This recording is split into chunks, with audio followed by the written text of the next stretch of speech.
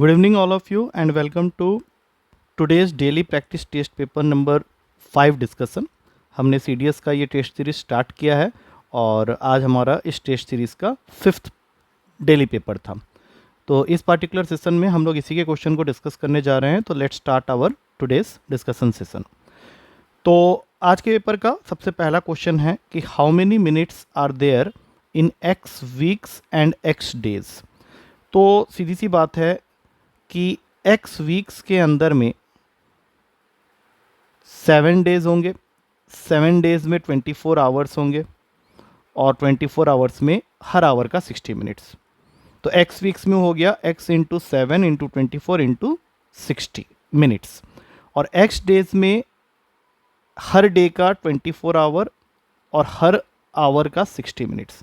तो ये कैलकुलेशन हमें बेसिकली करना है, जिसमें से हमें साफ साफ दिख रहा है कि जो कॉमन है that is 24 into 60 into x. इसको कॉमन लेने के बाद ब्रैकेट के अंदर आ जाएगा 7 + 1, तो टोटल हो गया 24 इंटू 60 इंटू 8 इंटू एक्स। इसको मल्टीप्लाई करके देखने पे ये वैल्यू आएगा 11520x, जो कि फर्स्ट ऑप्शन में अवेलेबल है। So A is the correct answer. अगला क्वेश्चन है the sum of the deviations of n numbers from 10 is a and the sum of the deviation of n numbers from 20 is b। तो इस बात को हम लोग कैसे लिखने वाले हैं, summation i equals to 1 to n xi minus 10 is equals to a। और फिर इसी तरह का एक सिमिलर इक्वेशन बनेगा summation i equals to 1 to n xi minus 20 is equals to b।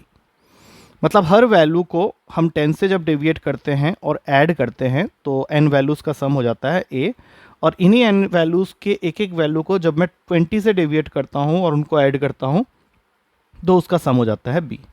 इसके अलावा हमें एक कंडीशन और दिया हुआ है क्वेश्चन में कि b/a जो है that is equals to minus का 4, और हमें बताना है कि what is the mean of these n number. तो सबसे पहले इस समेसन के साइन को खोलते हैं। तो summation i equals to 1 to n of xi, और यहाँ पे 10 को 10 + 10 + 10 करके n टाइम्स ऐड करना है, तो ये हो जाएगा 10n that is equals to a। अब उसी तरह से ये जो दूसरा वाला इक्वेशन दिख रहा है इसको भी इसी तरह से ओपन कर लो। Summation i equals to 1 to n of xi minus 20n is equals to b। अब करो इनको सब्ट्रैक्ट। जब हम लोग इसको सब्ट्रैक्ट करेंगे तो यहाँ पे आ जाएगा 10n is equals to a minus b, और अब ये दूसरा रिलेशन यहाँ से b की वैल्यू निकाल लो जो कि आ रहा है -4a के इक्वल, और ये यहाँ पुट करते ही 4a + a 10n हो जाएगा that is 5a is equals to 10n, जो कि a की वैल्यू को बना देगा 2n के इक्वल। अब ये वैल्यू हम लोग उठा के क्या करेंगे, फर्स्ट इक्वेशन में पुट कर देंगे, और जैसे ही इसको फर्स्ट इक्वेशन में पुट करोगे तो तुमको मीन निकालना था, तो तुम्हें समेसन मिल जाएगा i equals to 1 to n का of xi minus 10n is equals to 2n। तो ये टोटल हो गया summation i equals to 1 to n of xi is equals to 12n, और हमें यहाँ से मीन निकालना है। तो मीन का जो फॉर्मूला हमें पता है that is summation i equals to 1 to n of xi upon n, जिसमें से हमने ये समेसन निकाल लिया है 12n के इक्वल। तो इसको अगर n से डिवाइड करेंगे तो आंसर आ जाएगा हमारा 12, जो कि अवेलेबल है फर्स्ट ऑप्शन में। So A is the correct answer. अगला क्वेश्चन है तुम्हारे पास में कुछ फ्रैक्शनल वैल्यूज़ हैं 3/5, 6/25, 9/20 एंड देन कम्स 27/50। इसका HCF निकालना है और उसको x से डिनोट करना है, और इन्हीं वैल्यूज़ का LCM निकालना है और उसको y से डिनोट करना है, और ये देखना है कि x और y के बीच क्या रिलेशन है। तो हमने इसका शॉर्टकट पढ़ा हुआ है कि जब फ्रैक्शनल वैल्यूज़ का तुम HCF निकाल रहे हो तो उनका HCF होगा HCF of your numerators that is 3, 6, 9 and 27 upon LCM of the denominators that is 5, 25, 20 and 50। तो यहाँ पे देख सकते हैं ऊपर वाले वैल्यूज़ में 3, 6, 9 और 27 का HCF होगा 3, और LCM की अगर बात करें तो 5, 25, 20 और 50 का LCM होगा 100। सेम उसी तरीके से जब तुम ये मिल गया तुमको HCF की value, x is the HCF, तो ये मिल गया। अब जब तुम LCM निकाल रहे हो दैट इज़ y, तो तुम्हें न्यूमरेटर्स का लेना पड़ेगा LCM that is LCM of 3, 6, 9 and 27 upon में आ गया HCF of denominators that is 5, 25, 20 and 50। तो एलसीएम 369 और 27 का हो जाएगा 54, और इनका HCF जो होगा वो तुम्हारा बन रहा है 5, 25, 20 और 50, ये तो 5 ही रहेगा। अब हमें करना क्या है, x/y निकाल लेते हैं। तो 3/100 इंटू 5/54, तो ये इसको काट रहा है 20 में और ये इसको काट रहा है 18 में। तो x/y की वैल्यू आ गई 1/360, जिसको हम लोग लिख सकते हैं y is equals to 360x। तो ये तुमको देख सकते हो डी ऑप्शन में अवेलेबल है, so D is the correct answer. अब आते हैं अगले क्वेश्चन में। अगला क्वेश्चन क्वाड्रेटिक का है। इसमें तुम्हें दिया हुआ है quadratic equation x² minus 60x plus 899 equals to 0, और इसके दो रूट्स बताए हुए हैं p और q को। तो मिडिल टर्म स्प्लिटिंग से ढूंढने पे तुमको मिलेगा ये वैल्यूज होंगे 31x एंड 29x, मतलब 31 और 29 ये दो वैल्यूज होंगे जिनको ऐड करके माइनस 60 मिल जाएगा और मल्टीप्लाई करके 899। अब इसमें से x कॉमन ले लो और इसमें से 29 कॉमन ले लो, तो तुम्हारे पास में x के जो दो वैल्यूज़ आ रहे हैं वो है 31 और 29, और इसमें उसने इन वैल्यूज़ को p और q लेने के लिए बोला है with the condition that p must be greater than q। तो ऑब्वियस सी बात है p हो गया 31 और q हो गया 29। अब तुमको सिर्फ ये चेक करना है कि इनमें से कौन सा ऑप्शन सही होगा, तो एक एक करके ऑप्शन को ये देख लो। पहला नहीं हो सकेगा, दूसरा सही आंसर है, क्योंकि दूसरे में लिखा हुआ है p minus 2q plus 27 equals to 0। तो p के जगह रखा 31 माइनस 2q, 2 इंटू 29 58 प्लस 27, तो ये 31 प्लस 27 58 होता है। तो ये वैल्यू बिल्कुल सेटिस्फाई कर रही है, B is the correct answer, C और डी गलत आंसर है। अगला क्वेश्चन है, चार पॉजिटिव इंटीजर्स हैं जिसका सम आ रहा है 200, मतलब a plus b plus c plus d मिला के 200 है। मतलब तुम्हें ये ध्यान रखना है कि चार वैल्यूज़ या दो वैल्यूज़ ही पकड़ लो, दो वैल्यूज़ का सम एक इवन नंबर आ रहा है। तो दो वैल्यूज़ का सम इवन कब हो सकता है, जब दोनों वैल्यूज़ तुम्हारे इवन हो, या दोनों वैल्यूज़ तुम्हारे ऑड हो, या फिर एक केस ये भी बन सकता है। अब जैसे ये केस तो मैं ले रहा हूँ, तो इसमें पॉसिबिलिटी क्या होगी, जैसे पावर में अगर हमने इवन नंबर रख दिया, तो -1 के पावर में तुम अगर इवन नंबर रखते हुए जाओगे तो ये सम तुमको वैल्यू देगा 1 + 1 + 1 + 1 that is 4। So that is one of the possibility. एक सम ये भी बन सकता है कि तुमने ऑड रख दिया, तो ये -1 -1 -1 -1, तो एक सम आ गया -4 का। अच्छा, एक केस ये भी हो सकता है कि दो इवन हो और दो ऑड हो। दो इवन और दो ऑड में अगर तुम रखते हो तो -1 -1 + 1 + 1, तो एक सम और आ गया, 0 आ गया। इसको छोड़ के और कुछ नहीं मिलने वाला। इसका मतलब है कि how many possible values of s are there, so correct answer is 3। तीन पॉसिबल वैल्यूज हो सकती है एस के लिए, 4 -4 एंड 0। अगला क्वेश्चन है, in an election 10% of the voters on the voter list did not cast their vote, मतलब अब कैलकुलेशन 90% के वोटर्स का है। 60 voters cast their ballot papers blank. चलो इस 60 को मैं ऐसा करता हूँ, 308 में से माइनस कर देता हूँ। अब ये 308 क्या है ये भी थोड़ी देर में पता चल जाएगा, क्योंकि कैंडिडेट्स दो ही हैं और winner was supported by 47% of the total voters in the voter list and he got 308 votes more than his rival. मतलब अगर 47% ऑफ टोटल वोट्स विनर को मिला है, तो जो लूज़र है उसको 43% ऑफ एक्स मिला होगा। तो इनका जो डिफरेंस है that is should be equal to 308 minus उन बच्चों को हटा दो, उन बंदों को हटा दो जिन्होंने बैलेट पेपर्स को ब्लैंक छोड़ दिया है। तो यहाँ से आ गया ये 248 और ये बन जाएगा 4% of x, where x is the total number of voters in the voter list. तो 4/100x 248 के इक्वल हुआ, 4 इसको काट देगा 62 में, तो x मतलब टोटल वोटर्स की वैल्यू आ गई 6200, that is available in B option. अगला क्वेश्चन है, तीन वेसल हैं तुम्हारे पास में जिनकी कैपेसिटी तुम्हें दे रखी है PQR की 1:2:3, और तीनों के अंदर में मिल्क और वाटर का कंपोजिशन है। इसमें मिल्क वाटर है, इसमें भी मिल्क वाटर है, और इसमें भी मिल्क वाटर है। P वाले वेसल में मिल्क और वाटर का रेशियो है 1:2 का, Q वाले वेसल में यही रेशियो है 2:3 का, और R वाले वेसल में यही रेशियो है 3:1 का। अब हमने क्या किया, इन तीनों के कंटेंट को उठा के एक बड़े कंटेनर में पुट कर दिया। तो ऑब्वियस सी बात है कि मिल्क मिल्क के साथ ऐड होता हुआ जाएगा, मतलब पहले वाले का 1/3 × 1 प्लस दूसरे वाले का 2/5 × 2, और तीसरे वाले का 3/4 इंटू 3, ये हो गया फोर्थ कंटेनर में मिल्क का कंटेंट।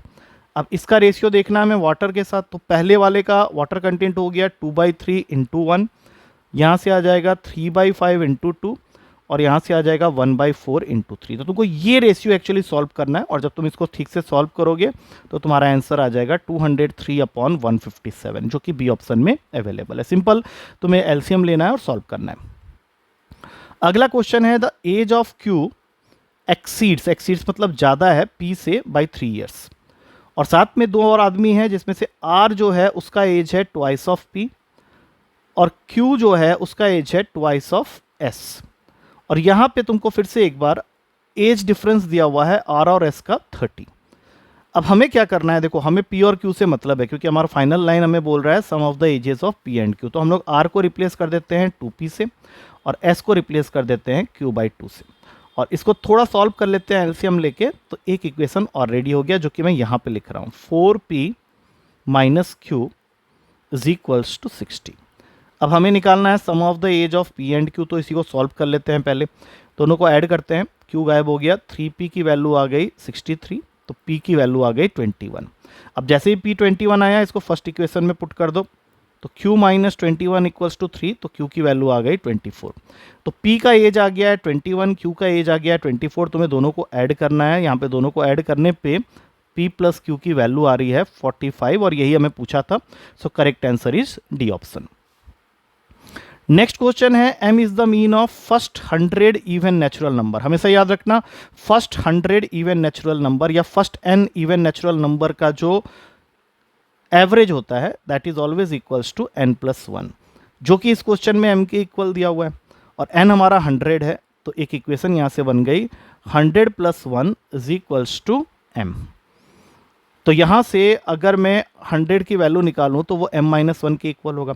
अब उसी तरह से mean of first 100 odd natural number जो होता है वो उसी वैल्यू के इक्वल होता है, उसी वैल्यू के इक्वल होता है। मतलब अगर 100 ऑड नेचुरल नंबर है तो 100 के ही इक्वल होगा, लेकिन 100 की वैल्यू तो हमने m-1 निकाली हुई है, तो सीधा आंसर हो गया ए।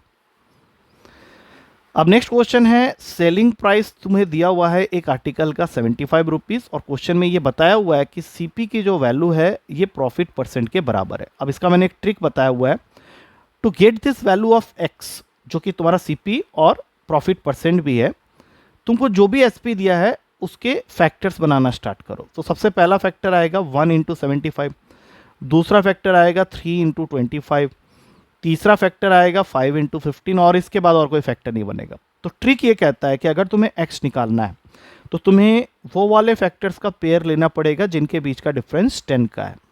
तो ये 5 और 15 हो गया, और इनमें से जो छोटी वैल्यू है, जैसे 5 और 15 में जो छोटी वैल्यू है वो 5 है, उसके आगे एक 0 लगा दो, तो ये तुम्हारा स्ट्रेट अवे आंसर हो जाता है। सी इज़ द करेक्ट आंसर। बाकी अगर इसको तुम मेथड से करना चाहो तो वो भी तरीका है। उसके लिए तुमको प्रॉफिट परसेंट के फॉर्मूला से स्टार्ट करना पड़ेगा, that is profit upon CP into 100।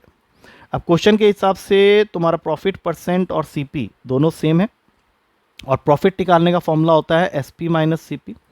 तो ये बन जाएगा 75 माइनस एक्स, यहाँ से इक्वेशन आ गया x² equals to 7500 minus 100x, तो टोटल इक्वेशन आ गया x² + 100x minus 7500 equals to 0। अभी तुम इसको सॉल्व करोगे तो यहाँ से भी तुमको वैल्यू 50 ही आएगी, तो सी इज़ द करेक्ट आंसर। अगला क्वेश्चन, इसका ऑप्शन मैंने गलत दिया था तो अभी इसको सही कर लेते हैं। अब देखो दो जगह है, एक है ए और एक है बी, इनके बीच का डिस्टेंस है d किलोमीटर, जो कि क्वेश्चन में गिवन है। अब एक आदमी स्टार्ट करता है x फ्रॉम ए पॉइंट, और उसकी स्पीड हमें दी हुई है u km/h, और b जो है वो भी इसी के सेम डायरेक्शन है, मतलब सेम डायरेक्शन में ही मूव कर रहे हैं। यहाँ से एक आदमी स्टार्ट कर रहा है y, और उसकी स्पीड है v km/h। अब क्वेश्चन क्या है, how far will have x walked before he overtakes y। अब y जो है वो इस डायरेक्शन में आगे जा रहा है, सपोज कर लो ये c पोजीशन तक पहुंचा और इसने एक डिस्टेंस कवर कर लिया यहाँ पे a, तो जितने टाइम में b से c तक y पहुंचेगा उतने ही टाइम में a से c तक x पहुंचेगा। तो time for x to reach from a to c is equals to time for y to reach from b to c। अब टाइम का फॉर्मूला होता है डिस्टेंस अपॉन स्पीड। तो y ने कितना डिस्टेंस कवर किया है a, और उसकी स्पीड है v, तो यहाँ पे लिख देंगे a by v. Whereas x ने कितना डिस्टेंस कवर किया है, तो वो कवर कर रहा है ये d किलोमीटर यहाँ से लेके यहाँ तक और फिर a, तो ये हो जाएगा a प्लस डी और उसकी स्पीड है u। तो पहले यहाँ पे ये देख लेते हैं कि क्या निकल के आता है। तो a u is equals to a v plus v d. अब a यहाँ से कॉमन लेके u minus v is equals to v d, तो a हो गया v d upon u minus v. अब आंसर एक्चुअली हम लोग यहाँ नहीं छोड़ सकते क्योंकि ये आंसर हमारा बी ऑप्शन में अवेलेबल है, लेकिन हमारा आंसर क्या मांग रहा है हम लोग से, how far will x have walked before he overtakes y. मतलब तुमको ये जो डिस्टेंस ए मिला है ये तो वाई की वॉकिंग डिस्टेंस दिखाई गई, हमें बताना है कि एक्स कितना डिस्टेंस कवर किया है बिफोर ही ओवरटेक्स वाई। इसका मतलब है कि हम लोग को ए के साथ में डी और जोड़ना पड़ेगा, मतलब ये तो इसका हो गया ना, तो डी इसका और जोड़ो तब जाके एक्स का डिस्टेंस आएगा। तो v d upon u minus v plus d करेंगे, तो आंसर हो गया v d plus u d minus v d upon u minus v, दोनों कैंसिल हो गया और करेक्ट आंसर इसका ए होगा। ये चेक कर लेना, मेरा आंसर की में गलत लिखवाया हुआ था, just check that answer. Next question है, 3 persons A B and C together can do a piece of work in 36 days. A B C अगर तीनों मिलकर काम करते हैं तो किसी काम को वो 36 डेज में कर लेते हैं। अब आगे क्या है, ए और बी दोनों मिला के 5 टाइम्स ज़्यादा काम कर सकते हैं एज कम्पेयर टू सी, और बी और सी मिला के उतना काम कर सकते हैं जितना ए करता है। क्वेश्चन में ये दिया हुआ है कि ए और सी मिला के n टाइम्स ज़्यादा काम करते हैं एज कम्पेयर टू बी, और तुम्हें ये n बताना है। तो यहाँ से स्टार्ट कर लेते हैं, पहले दोनों को सब्ट्रैक्ट कर दो, तो यहाँ से आ जाएगा a minus c is equals to 5c minus a. तो अब यहाँ से आया 2a is equals to 6c और a की वैल्यू आ गई 3c। इसको संभाल के रख लेते हैं, a इक्वल्स टू 3c। अब इसको उठा के इस इक्वेशन में पुट करो, तो ये दे देगा b plus c is equals to 3c, तो b की वैल्यू भी आ गई c के टर्म्स में, b is equals to 2c। अब इन दोनों को उठा के यहाँ डाल दो, तो a के जगह 3c, ये c अपने जगह है, n अपनी जगह है, b के जगह में 2c, तो 4c is equals to n times of 2c। अब 2 इस 4 को कट करेगा और आंसर आ गया 2c is equals to nc। That means c को c से काटेंगे तो n की वैल्यू जो निकालने के लिए उसने बोला है वो 2 के इक्वल आ गया, सो b is the correct answer. अब आते हैं अगले क्वेश्चन में। अगला क्वेश्चन काफ़ी इंटरेस्टिंग है।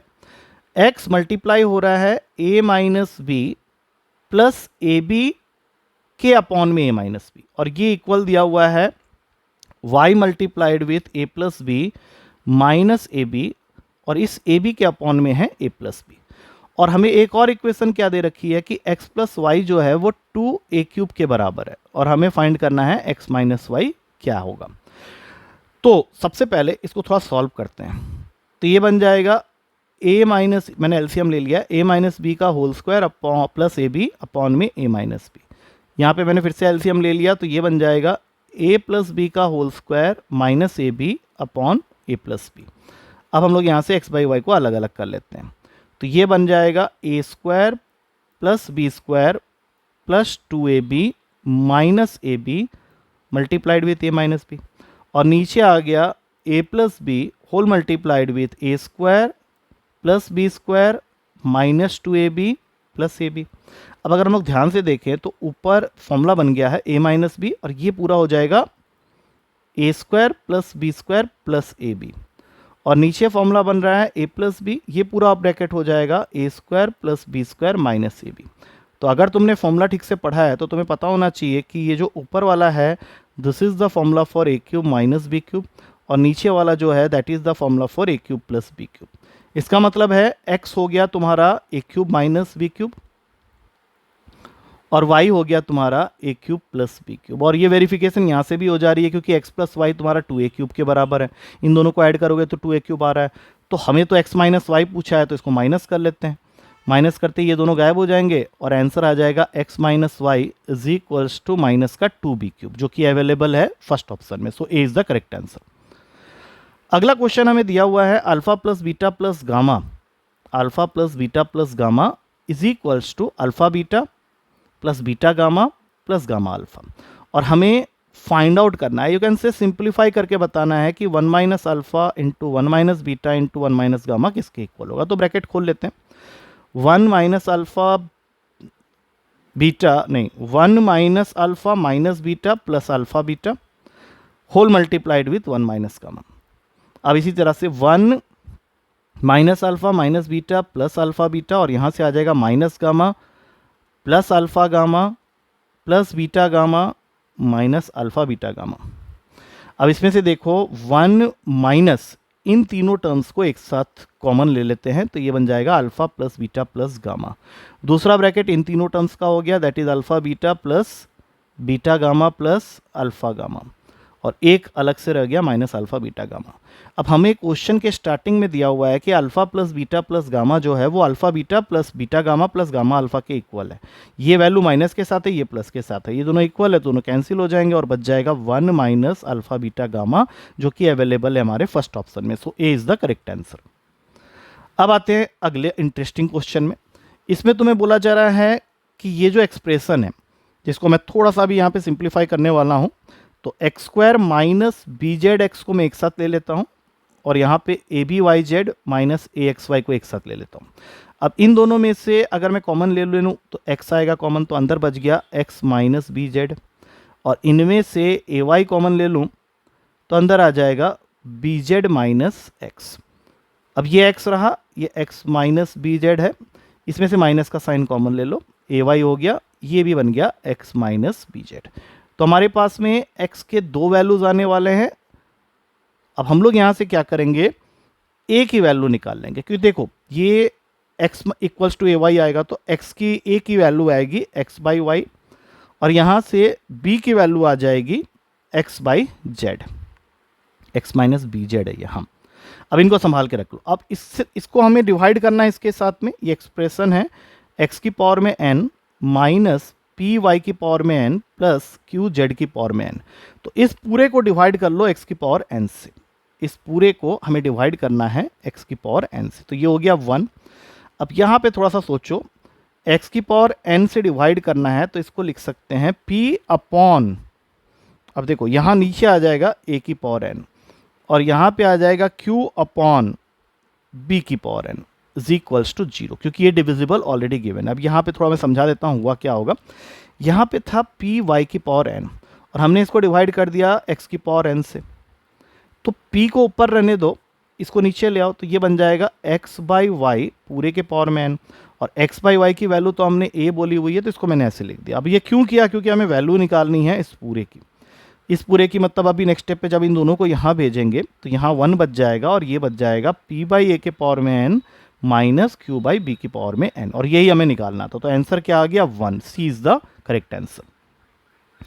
अगला क्वेश्चन है, a person borrowed ₹9,000 at 7%, 12,000 at 8% and 15,000 at 9% per annum SI, and he had to pay ₹50,700 at the end of n years. तो what is n? तो सीधी सी बात है 9,000 plus 9,000 into 7 into n upon 100, ये उसका पहला अमाउंट जो उसको पे करना है। 12,000 पे उसका बनेगा 12,000 प्लस 12,000 इंटू 8, एन हमें पता नहीं है, अपॉन 100, और फिर आखिरी वैल्यू थी 15,000 plus 15,000 into 9 into n upon 100, और ये सम टोटल उसको मिला के कितना देना है 50,700। अब ये जो वैल्यूज़ है ना, इनको पहले ऐड कर लो, 15, 12 और 9, ये हो जाएगा 36,000, और यहाँ से 2 जीरो कटते जाओ, तो पहली वैल्यू आ गई 630n, यहाँ से 2 जीरो कट कर दो, ये हो जाएगा 960n, और यहाँ से 2 जीरो कट कर दो तो ये हो जाएगा 1350n, और यहाँ पे 50,700 बैठा हुआ है। तो इनको ऐड करोगे और सॉल्व करोगे तो सबसे पहले 50,700 में से 36,000 माइनस करो, तो ये आ गया 14700, और इसको सॉल्व करोगे तो ये बन रहा है 630, 960 और 1350, 639 4 हो गया 1, 96 15 96 16 19 2940 n। तो n की वैल्यू हो गई 14700 अपॉन 2940, काट के देख लेना, ये वैल्यू 5 के इक्वल आ जाएगी। सो करेक्ट आंसर इज C 5। अगला क्वेश्चन काफ़ी इंटरेस्टिंग है, जहाँ पे a square plus B square का फॉर्मूला लगना है हर स्टेप में, और ये फॉर्मूला होता है a प्लस बी का होल स्क्वायर माइनस 2ab। तो क्वेश्चन स्टार्ट होता है 10 के पावर में 8 थीटा प्लस कॉट के पावर में 8 theta is equals to M से, और हमें पहुंचना है 10 थीटा प्लस कॉट थीटा तक। तो सबसे पहले इसको तोड़ के लिखते हैं, 10 के पावर में 4 थीटा प्लस कॉट के पावर में 4 थीटा का whole square minus 2 is equals to M. क्योंकि 10 to the power of 4 theta into cot to the power of 4 theta A B की जगह में आएगा, दोनों रेसिप्रोकल विद सेम पावर है तो 1 हो जाएगा। तो पहले स्टेप के एंड तक हमें 10 to the power of 4 theta plus cot to the power of 4 theta की वैल्यू मिल गई है m प्लस 2 पूरे का अंडर रूट। अब इसमें एक बार ये फॉर्मूला फिर लगाओ, tan square theta plus cot square theta पूरे का whole square minus 2 is equals to root का m प्लस 2। अब यहाँ से फिर वैल्यू निकालोगे तो ये बन जाएगा tan square theta plus cot square theta is equals to root का m प्लस 2 और फिर इस पूरे का भी अंडर रूट। अब एक बार और लगा दो क्योंकि यही सेम तक तुमको पहुंचाना है। तो tan theta plus cot theta पूरे का whole square minus 2 is equals to whole under root में होल अंडर रूट का m प्लस 2 प्लस 2। तो ये 2 फिर वहां जाएगा, तो ये क्या बन जाएगा अब इस बार रूट का m प्लस 2 और ये प्लस 2 और आ गया। तो अब जब हम लोग finally tan theta plus cot theta की वैल्यू लिखेंगे तो ये पूरा रूट इसके ऊपर आ जाएगा। तो ये तुम देख सकते हो सी ऑप्शन में अवेलेबल है, तो सी इज द करेक्ट आंसर।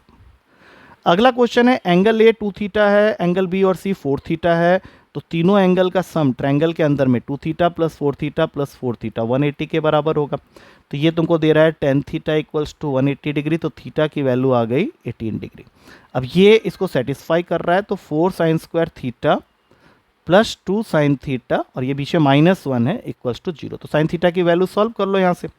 अब साइन थीटा यहाँ से तुमको जो भी वैल्यू देगा वही साइन 18 की वैल्यू होगा और ऑप्शन भी वही होगा क्योंकि b c by a b is sine theta.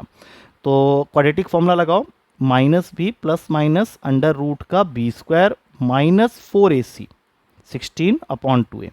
तो minus 2 plus minus under root का 20 upon 2 minus 2 plus minus 2 root 5 upon में 2। तो यहाँ से तुमको वैल्यू मिलेगा root 5 minus 1 upon 4। This is your sine theta as well as b c upon a b. तो ये C is the correct answer. 19th question, H M का formula लिख रहा है। एच एम का फॉर्मूला सबको मालूम है, x is equals to 2yz upon y plus z. इसको क्रॉस मल्टीप्लाई कर लो, x y plus x z is equals to 2yz। तो आंसर आ गया x y plus x z minus 2yz is equals to 0, जो कि B option में available है।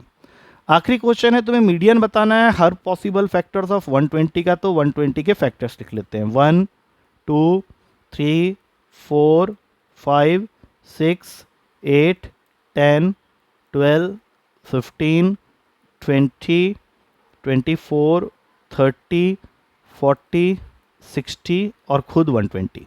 अब इनकी काउंटिंग कर लो, 1 2 3 4 5 6 7 8 9 10 11 12 13 14 15 16।